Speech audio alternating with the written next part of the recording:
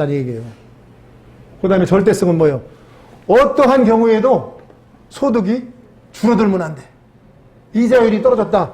IMF가 왔다고 해서 100만 원 주던 거 80만 원 주면 안 된다 이 말이에요. 그래서 안정성, 지수성, 절대성이 우리 나이 들어가시는 어르신한테는 재산으로서는 좋은 조건이야. 그러니까 우리가 기대 수명이 자꾸 늘어나잖아요. 그럼 어떡해야 해요? 기대 수명이 늘어나는 만큼 자산의 수명도 늘려야 한다 이거예요. 그것이 뭐야? 그것이 바로 연금이라고 하는 거예요. 연금은 노후의 꽃이자 안전파이라고 합니다. 그래서 재산 형태를 나이가 들어갈수록 어떻게 한다? 매달 돈 나오는 소득 형태로 바꾸라는 얘기예요. 자, 그러면 연금에는 이렇게 4층 연금이 있어요. 여기다 하나 더 보태면 농지연금이라고 해서 이제 5층 연금이라고 그래. 자, 국민연금은 다 아시잖아. 국가가 기본적인 생활을 할 수 있게 지급하는 게 국민연금이고, 그 다음에 퇴직연금은 극장에 다니다가 이제 목도로 받는 게 아니라 매달 생활비를 받을 수 있는 게 퇴직연금이야. 개인연금은 좀 더 여유로운 생활을 하기 위해서 각자가 알아서 미리미리 개인연금을 들어서 하는 거예요.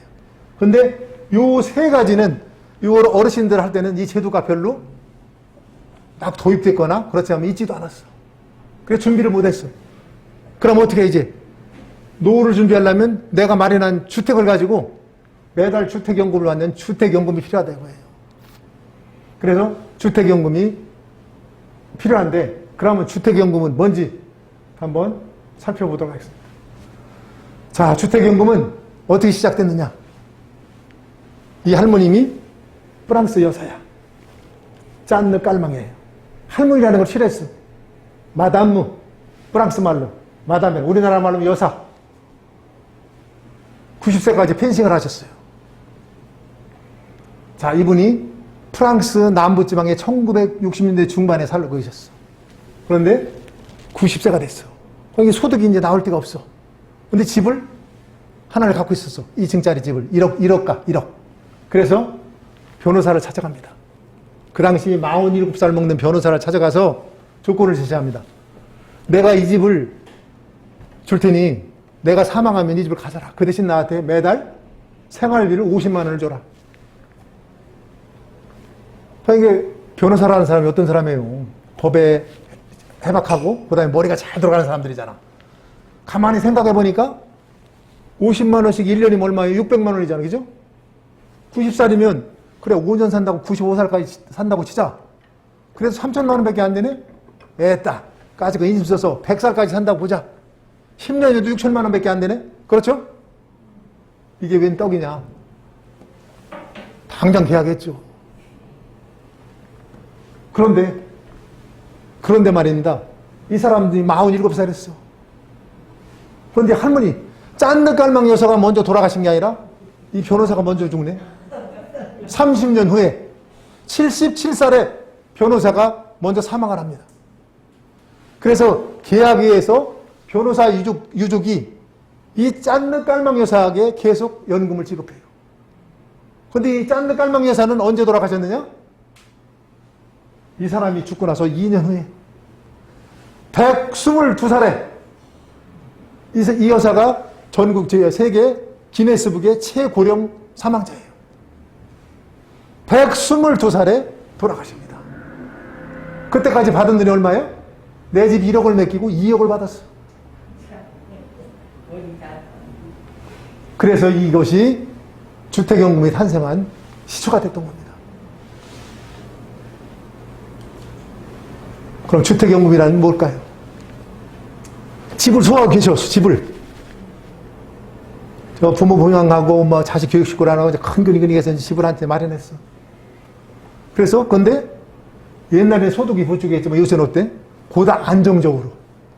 주위 연금 대전지사에 오시는 분들 보면, 90세 먹은 어르신들이 많이 와서 가입하셔, 요새. 그만치 사고방식이 바뀌었어. 옛날에는 어떻게 하면 자식한테 머물러줘갖고 만들었는데 지금은 내가 편해야 자식이 편하다 이거야. 안정적인 수급식을 두고 내 집을 담보로 어디서 내가 살고 내 가족과 내 추억이 깃든 내 집에서 편안하게 살면서 누가 은행이나 보험회사가 보장하는 게 아니라 국가가 보장하는 그것도 매달 매달 또박또박 연금을 받는 그런 제도예요. 쉽게 짤막하게 줄이면 집을 소유하고 계신 분이 보다 안정적인 수입을 해서 내가 살고 있는 내 집에서 평생 동안 누가? 국가가 보장하는 연금제도라는 얘기예요. 자, 그럼 주택연금은 왜 필요할까요? 갈수록 심화되는 고령화야. 우리나라는 성질이 어마어마하게 급해. 경제성장도 팍팍 해가지고 막 이렇고, 그 다음에 고령화도 어마어마하게 빠르게 이뤘어.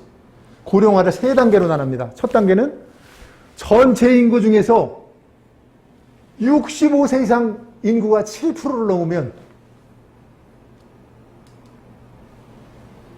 7%, 100명 중에 7명이 넘으면 뭐야? 고령화사라고 해요. 고령화사회.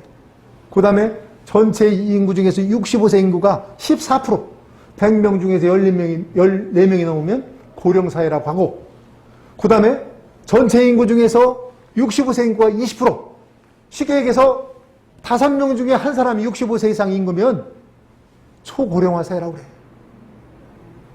이 3단계를 고령화 사회라고 하는데 우리나라는 2017년도에 이미 14%가 넘는 고령사회를 돌파했고, 앞으로 3년 후에 2025년도에 5명 중에 한 사람이 65세 인구가 되는 초고령화 사회에 도달하게 됩니다.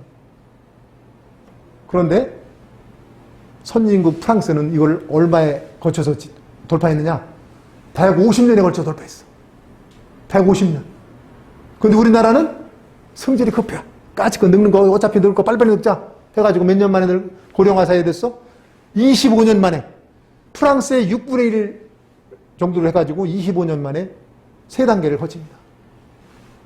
그랬는데 우리는 경제성장을 했음에도 불구하고 사회보장제도가 제대로 갖춰지지 않았어. 빠른 시간에 경제성장도 되고 고령화가 됐기 때문에. 그래서 뭐다? OECD, 경제협력개발기구라는 OECD 국가 중에서 노인 빈곤율이 월등하게 1등이에요. 몇 배 차이야. 다음 등수보다. 그 다음에 그거에 따라서 노인의 사살률이 그것도 OECD 국가 중에서 월등하게 1등이에요. 이런 사회에 있기 때문에 우리는 뭐하다? 주택을 이용해서 주택연금을 가입할 필요가 있다고요. 그 다음에 뭐예요? 이제 공적연금의 역할 부족. 우리나라는 국민연금이 있긴 있는데 국민연금을 타는 사람이 40%밖에 안 돼. 그것도 최소 노후 생활을 할 수 있는 금액의 2분의 1도 안 돼.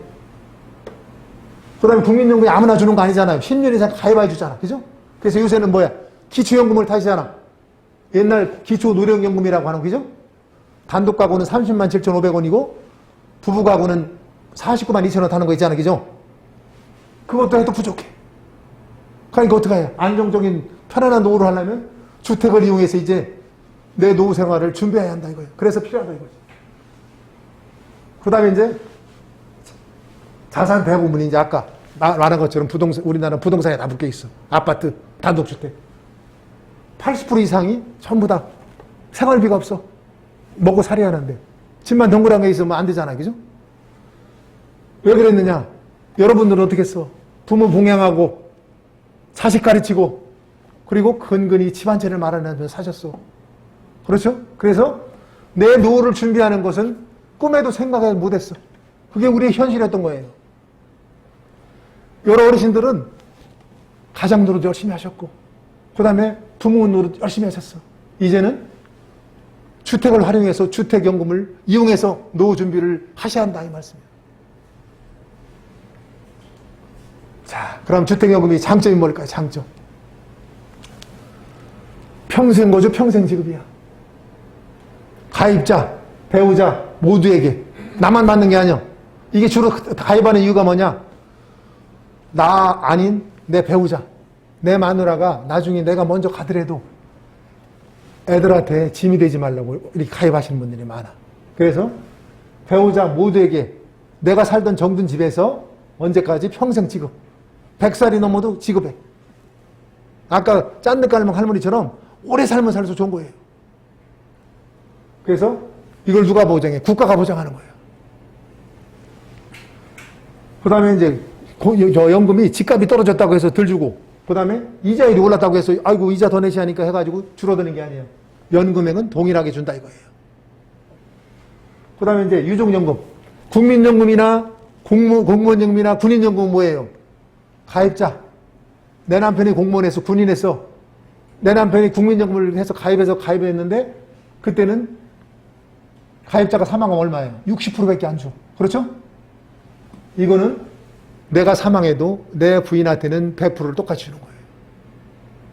이게 아주 좋은 장점이에요. 그 다음에 더 좋은 장점이 있어. 자, 이걸 들었어. 그런데 내가 100살까지 살기로 원했는데 인명은 제천이라고 마음대로 안 되잖아. 이 양반이 이제 들었는데 88살 미수 때 돌아가셨어. 3억짜리 집을 맡기고 돌아가셨는데 내가 쓴 돈이 2억이야. 그럼 나머지 1억은 어떻게 해? 자녀한테 상속을 해준다 이거야. 자녀한테 나눠 가져. 이제 거꾸로 내가 이제 가입을 했어. 가입을 했는데 재수가 좋은지 나쁜지 104살까지 살았어. 그런데 내가 3억짜리를 했는데 4억을 썼네? 그럼 이때는 어떻게 해? 자식들한테 물어내라고 하면 안 되잖아요. 그럼 자식들 난리나지. 이때는 국가가 부담한다 이거예요. 내가 한 번마다 덜 썼으면 자식한테 나눠주고 내가 집값보다 더 많이 썼으면 그거는 국가가 부담을 해준다 이거예요.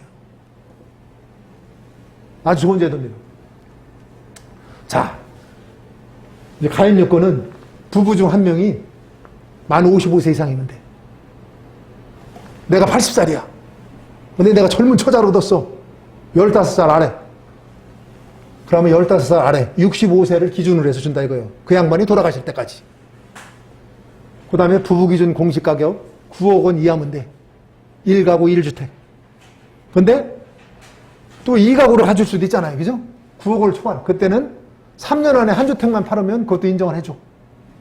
그 다음에 또 집이 여러 채 있어. 세 채 있어. 2억, 3억, 5억짜리. 그럼 그 중에서 하나 5억짜리를 기준으로 해서 가입하시면 된다 이거예요. 그 다음에 좀 생활이 어려우신 1억 5천만 원짜리 민만 주택 사시는 분들 계잖아. 이 사람이 65세를 넘어. 그러면 우대형이라는 게 있어. 우대형. 이거는 일반보다 20%를 더 드려. 국가에서. 대상주택은 뭐 이제 아파트, 단독주택, 연립주택 다 있고, 그 다음에 요새 뭐 노인들이 가서 이제 의료시설이 잘 된 노인주택 있잖아요. 이것도 가능하고. 그 다음에 주거용 오피스텔. 그 다음에 복합용인데 주거용은 2분의 1 이상 있는 거. 그게 대상주택이고. 그 다음에 거주요건은 가입자나 배우자가 실제로 거기 거주하고 있어야 해요. 등기만 있고 딴 데 가서 살면 안 된다는 얘기예요. 그죠? 거기 사셔야 한다는 얘기지. 자, 그러면 주택연금은 얼마 정도 받을까요? 자, 70세 어르신이 5억짜리 아파트를 맺는 154만 원을 받고 80세 어르신은 240만 원을 받아. 근데 내가 80살 했는데 부인이 70세예요. 그럼 이걸 받고 평생 받는 거예요. 항상 부부 중에서 연소자를 기준으로 하는 거예요. 자, 그럼 우리가 이용하는 것은 어떠냐? 현재 평균 이용하시는 분이 72.3세야. 아까도 말씀드렸지만 요새는 80대 후반 오시는 분들이 많이 오셔. 나도 제 나이에 제가 이제 내일 모레면 70인데 저도 이해가 잘 안 가요. 야, 저분 뭐 저렇게 나이가 많으셨는데 저거 왜 들지? 이렇게 와서 얘기하시는 거면 당당해. 내가 한 거 내가 해야지. 무슨 소리야? 자녀들한테 뭐 신세를 져? 당당해요. 옛날 같으면 아이고 저 집 새끼한테 못 물려줘갖고 만달부들 했는데 요새는 그렇게 사시는 분이 많아. 당당해. 오히려 제가 막 당황할 때가 있어. 아유, 좋은 생각이시네요. 그럼 말지. 그래서 평균이 110만 원 정도 받아요. 그래서 작년에 이제 92,000 세대였는데 지금 기하급수적으로 오셔. 저희 대전지사가 실장님이 저까지 합해서 3명인데 상담하기가 힘들 정도로 많이 오셔. 그만치 사고가 바뀌었어. 내 인생, 내 노후는 자식한테 신세 안 지고 내가 해결하고 가겠다 하는 사고가 상당히 강해졌어요. 자, 그러면 이제 대전시에 이제 주택연금을 이용하는 특이하신 분 2분을 소개해 드릴게요. 최고 연금을 받는 사람이 551만 원을 수령해. 이거는 이제 지급 방식이 이제 여러 가지가 있어요. 여러 가지가 있는데 이분은 초기 5년 동안 자기는 많이 받겠대. 이 양반 현재 나이가 몇 살이요? 90살이에요. 90살. 1932년생이죠. 여사님이에요, 여사님. 누가 데리고 왔어? 따님이 데리고 왔어. 막 당당해. 딸내가 뭐라고 하면 필요 내가 이거 글씨 써야지. 네가 내 이름을 냈어. 막 당당하죠. 아, 멋있게 사시더라고. 그 다음에 제일 나이 많이 드신 분이 99세예요. 지금 타시는 분 중에서. 이반은 207만 원을 지금 타고 계셔. 97세에 가입하셨어요. 이분도 여자분이요. 그런데 이분도 또 딸내미가 데려왔어, 딸내미. 이분도 당당하죠. 제가 볼 때 이분은 97대에 오셨는데, 제가 이제 직접은 하지 않았어요. 옆에 이제 실장님 하셨는데, 물어보니까 최소한도 105살까지는 사실 것 같다고 하더라고요. 아, 막 이름 쓰는데 막 거침이 없더래. 아주 멋쟁이셨고.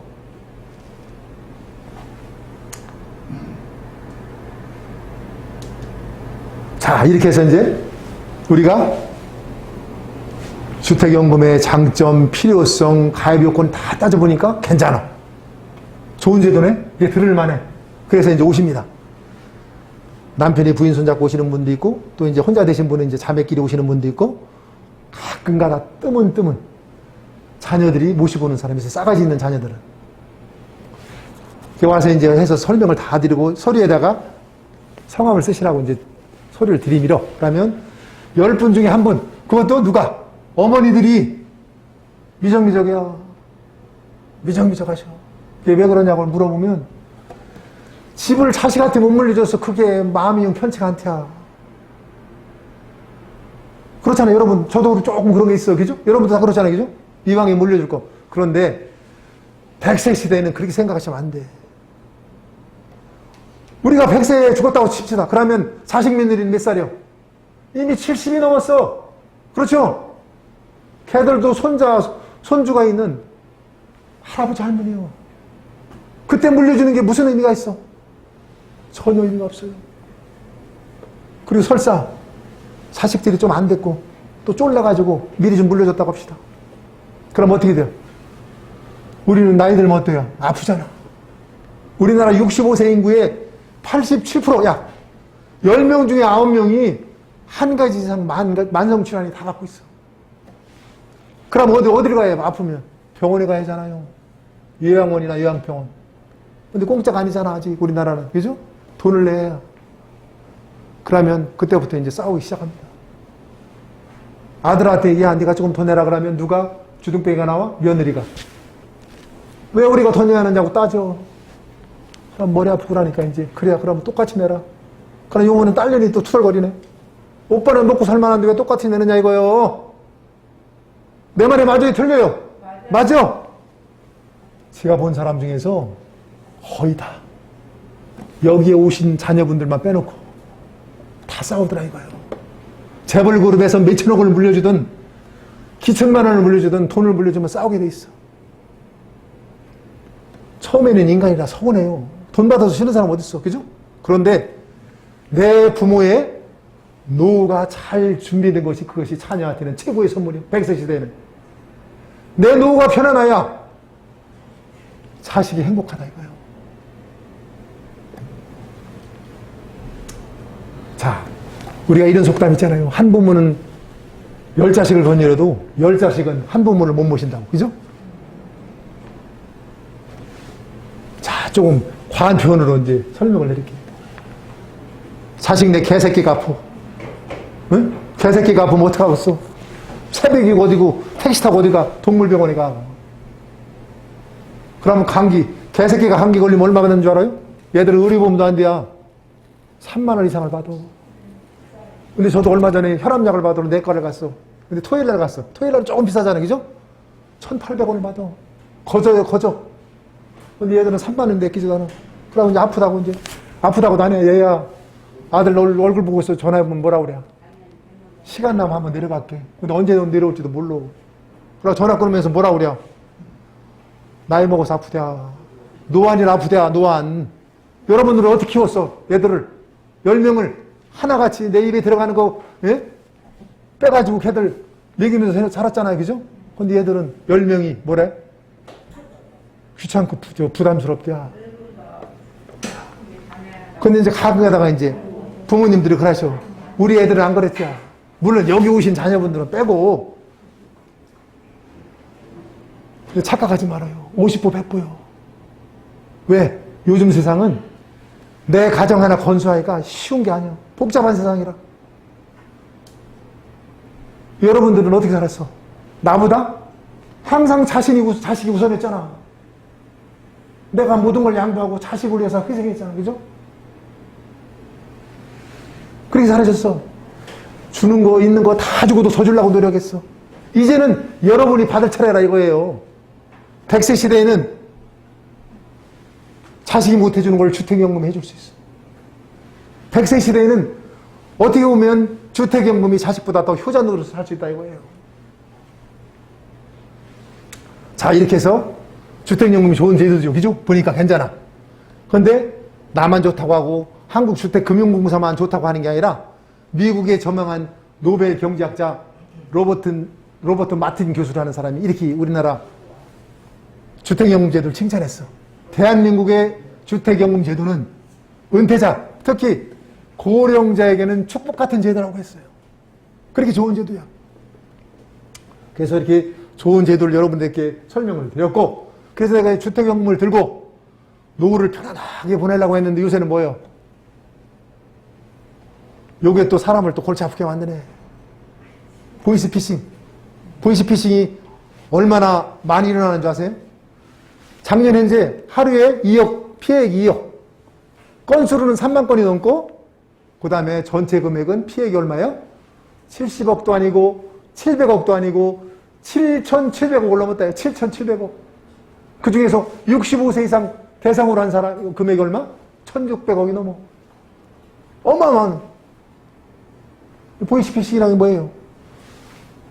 전기통신 수단을 이용해서 개인정보를 이렇게 낚아채는 거야. 유형도 있잖아요. 가족. 그 다음에 경찰, 검찰, 감독원, 은행 감독원을 지원한 기관한 사칭. 그 다음에 금융기관 사칭. 네? 그 다음에 사례도 막 여러 가지가 있잖아. 손실보전금이라다, 재난지원금, 그 다음에 은행 택배, 또 이제 우리 여사님들 좋아하는 홈쇼핑에서 이제 택배 올 때, 예? 그거 이용해서 하는 거, 자식 이용해서 하는 거 막 어마어마하게 많아. 그래서 이제 사례를 들어볼게요. 직장 다니는 어떤 아들이 엄마한테 문자가 왔어. 엄마, 내가 회사차로 출장 가다가 사고가 났어. 그런데 내가 실수해서 사고 냈기 때문에 회사에다 정식 보고하는데 승진하는데 지장이 있어. 그러니까 200만 원만 피해자 계좌로 입금 좀 해줘. 그럼 엄마는 뭐요? 내 새끼가 실수를 해서 사고를 쳤다네. 그런데 또 뭐요? 승진을 또 못하는데 잘못하면 그냥 딴 거는 하나 생각이 안 나. 200이고 지라이고 그냥 팍팍 보내는 거예요. 그래서 사고가 나. 그 다음에 이제 또 하나. 서울에 학교 다니는 손녀딸이 문자가 왔어. 할머니, 나 누군데 선배님 내가 보증금을 보관하고 있다가 했는데 내 핸드폰이 지금 고장이 나서 지금 컴퓨터로 보내고 있어. 12시까지 계약금을 안 내면 계약이 폐기돼가지고 내가 책임을 지게 돼 있어. 할머니 어떻게 하는데? 할머니 도와줘. 그러고서 할머니 보고 싶다. 할머니 사랑해. 이것만. 그러니까 뭐요? 할머니가 우리 딸내미가 잠깐만 책임진대 손녀딸이. 그 다음에 뭐요? 아니 내가 보고 싶다네. 그 다음에 나를 사랑한대. 요거만 꽂히는 거야. 요거만. 그게 얼마? 손녀딸이 이제 거기서 딱 했어. 지가 30만 원 현금이 있대요. 470만 원만 보내달라고. 할머니 정신없어 막. 내 손녀딸 내 핏줄이 보내줬어. 그래서 당하는 거예요. 또 하나, 이번에 80대 중반 남성 어르신. 서울경찰청 특수수사대라고 전화가 왔어. 이렇게 해서 지금 선생님 그 계좌가 범죄에 노출됐으니까 빨리 다 찾아다가 우리가 지정하는 가상계좌에다 입금을 해라 이거야. 그러니까 어떻게 해? 범죄에 노출되고 범죄 잘못하면 내가 형사 처벌을 받게 됐다 이러니까 정신없이 다 찾아다가 거기다 넣었는데 그 금액이 얼마? 2억이 넘어. 2억이 넘어야 자기 평생을 쓸 돈인데. 그 다음에 또 하나 이번에 70대 후반 여성 어르신. 금융감독원이라고 전화가 왔어. 검찰청에서 지금 우리한테 이첩했는데 귀하의 계좌가 범죄와 연관된 것 같으니까 빨리 계좌에 있는 돈을 다 찾아다가 어디다 넣어라? 여러분들 좋아하는 데 있잖아요. 냉장고. 냉장고에다 넣어놓으래서. 그러고서 또 우리 직원이 신분증을 가지고 가서 인수증을 제시하면 그걸 확인하고 돈을 줘라. 그래서 할머니가 정신없이 아이고 범죄에 노출됐다니까 찾아다가 냉장고에다 팍 넣어놨어. 근데 2시간 후에 전화말 맞다나 금융감독원 직원이라고 신분증을 딱 제시하면서 오셨어. 아 걱정되시죠 어쩌고 하면서. 그러고서 얼마? 7천만 원 할머니가 줬어. 인수증 7천만 원 금융감독원 누구누구. 할머니 건강하세요? 끝. 그렇게 당하는 거예요. 쉽게. 당하는 이유가 뭐야? 왜 당할까요? 일단 자만해. 안 당한 사람들 어떻게 생각하는지 아세요? 에이, 그 바보 아니야? 그 모자라니까 당하지. 그걸 왜 당해? 옛날 레드바이랑 똑같은 거예요. 거기에 되면 핏줄이다 범죄에 이용됐다 하면 사람이 정신이 없어. 그래서 은행원이 뭐라고 해도 막 뭐라고 혼내게 오히려. 아, 우리 손녀딸이 좀 급해 죽겠다는데 빨리빨리 보내라고 이거 한다고. 그래서 당하는 거예요. 그 다음에 뭐야? 자식에 관련된 것은 판단력이 흐려져. 아까도 얘기했잖아. 엄마 나 승진 못하게 생겼어. 내 실수로 잘못해가지고. 할머니 잘못하면 내가 책임지겠어. 할머니 사랑해. 그 다음에 범죄에 노출됐다. 내가 책임진다. 이거 되는 거예요. 그 다음에 약간 심리 이용. 범죄에 노출됐다고 이렇게 하는 거. 그 다음에 이제 지금처럼 코로나가 있어서 비대면이 있어. 얼굴만 보면 상관없잖아. 아들인지 누군지 다르니까. 근데 이게 요새는 AI, 인공지능으로 해가지고 목소리도 변조를 해. 그러니까 아들하고 똑같아. 그러니까 깜빡깜빡 속는 거예요. 그 비대면을 이용해서 이놈들이 한다 이거예요. 그러면 우리가 이걸 어떻게 대처해야 하느냐? 첫 번째, 개인정보를 요구하는 건 절대 응하지 마세요. 특히 현금하고 비밀번호 요구하는 거는 그건 무조건 1000% 가짜예요. 설사 자식 새끼가, 진짜 자식 새끼가 엄마 비밀번호 좀 가르쳐줘봐 그러면 그냥 끊어버려. 지가 답답하면 집에 내려오겠지. 현금하고 비밀번호는 무조건 가짜예요. 딴 거는 어리버리 가서 속다가도 현금 비밀번호 나면 정신을 바짝 차리셔야. 아 이건 아니구나. 이 나쁜 놈 사기꾼이네. 설사 진짜 필요해서 아들이 했다 하더라도 그냥 한번 무시해. 얘 이 새끼 이 나쁜 놈하고. 그럼 제가 답답하면 내려오겠지. 그러니까 현금 비밀번호 무조건 가짜. 그 다음에 문자는 그래 가지 마. 요새 문자 오잖아요. 재난지원금 어르신네 예? 기초연금이 뭐짜고 어쩌고. 감 누르면 어떻게 해? 거기에 나쁜 악성 앱이라고 그래 전문용어로. 나쁜 프로그램이 깔려. 그래가지고 내 정보를 다 빼가. 그래서 원격에서 조종해. 그러면 무슨 놈이 여사 돈 받아. 그래서 하지 말고 그다음에 유선을 이용해. 유선. 여기서 중요한 게 있어요. 내 핸드폰으로 이제 문자가 왔습니다. 근데 내 핸드폰으로 온 문자를 가지고 내 핸드폰으로 전화를 하면 절대 안 돼. 가로채기 수법이 또 생겼어. 어제 저기 현직 경찰관도 당한 거예요. 나한테 문자가 와서 눌렀습니다. 그래서 확인하려고 112 눌렀어. 이 112가 사기꾼한테 가는 거야. 그러면 112인데 맞습니다. 여사님 지금 돈이 어떻게 됐습니다. 그러면 깜빡 속잖아. 100% 믿지. 그죠? 내 전화가 아닌 남의 전화를 하시라는 얘기예요. 여기 동료나 그렇지 않으면 여기 복종한 선생님이나 이런 분들 전화를 빌려서 하시라는 얘기야.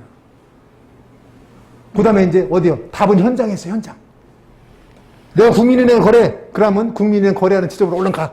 가서 이런 게 왔는데 그러면 거기서 이제 아이고 할머니 잘 오셨어. 이거 그 좀 말이요. 어르신 잘 오셨어요.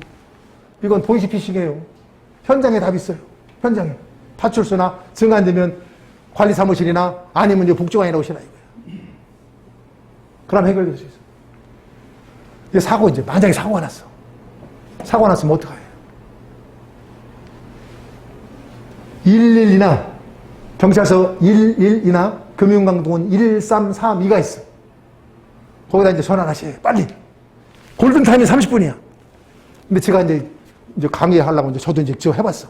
그랬더니 무슨 안내 멘트가 이렇게 많어. 안녕하십니까? 뭐 여기는 몇 번이고 뭐 상담하신 사람 인격을 존중하시고 난 바빠 죽겠는데 그래도 어떻게 참여해야 10초만 참으시면 돼요.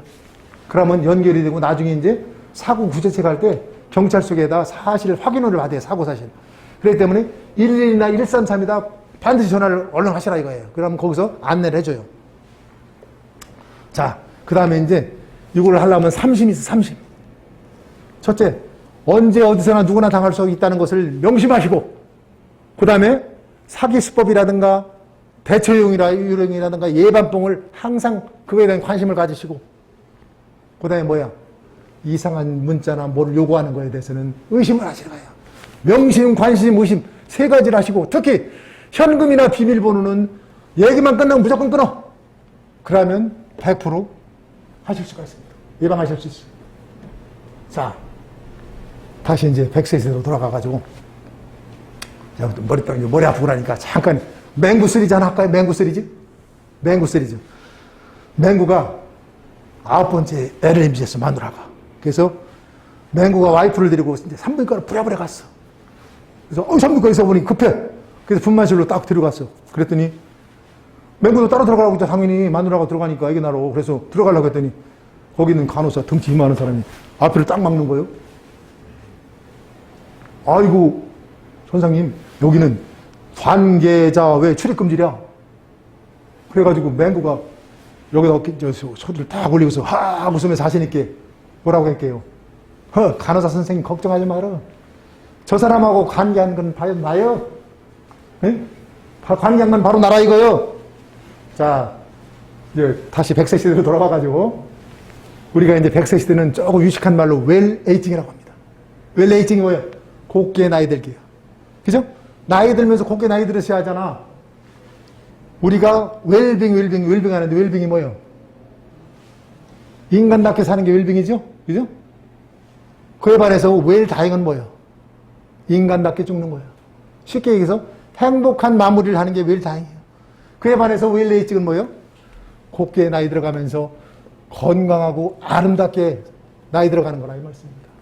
100세 시대는 아까도 말씀드렸지만 얼마나 길게 사는 게 중요한 게 아니라 어떻게 사느냐가 중요하다고 했습니다. 자, 우리는 나이 들면서 어떻게 해요? 뭐는 열고 뭐는 닫더라? 입은 닫고 지갑을 열라고 했어요. 이게 틀린 말이 아니에요. 자꾸 잔소리하고 아프다고 하면 다 싫어해. 가끔 가다가 저 자식 며느리 여행 갈 때 노잣돈이라도 여잣돈이라도 주줘야 좋아하지. 그게 필요한 거예요. 그러고 나이 들을수록 자식에 대한 진정 사랑은 뭐예요? 자식이 짐이 되지 않는 거예요. 그죠? 여러분들 그걸 꾸밀 거예요. 내 자식한테 짐이 안 되려고. 그러려면 뭐야?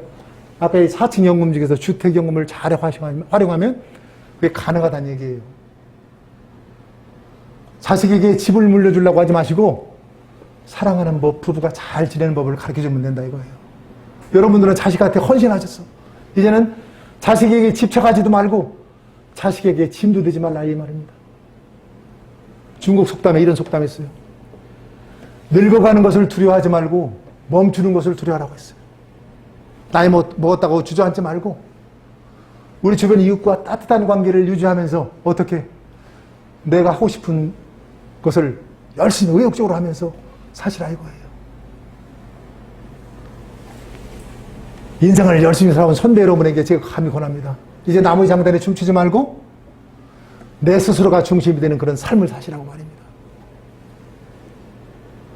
자, 저는 이제 어디 가서 주례를 서든가 강연할 때마다 시 한 수를 소개하면서 마무리합니다.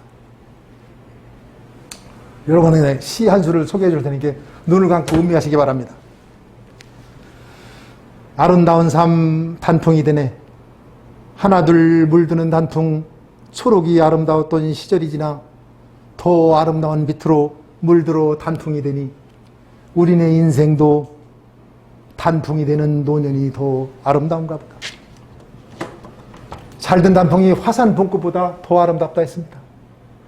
저 아름답게 물들어가는 그 단풍처럼 그렇게 여러분의 인생 노을도 곱게 물들어 가시기 바랍니다. 경청해 주셔서 감사합니다.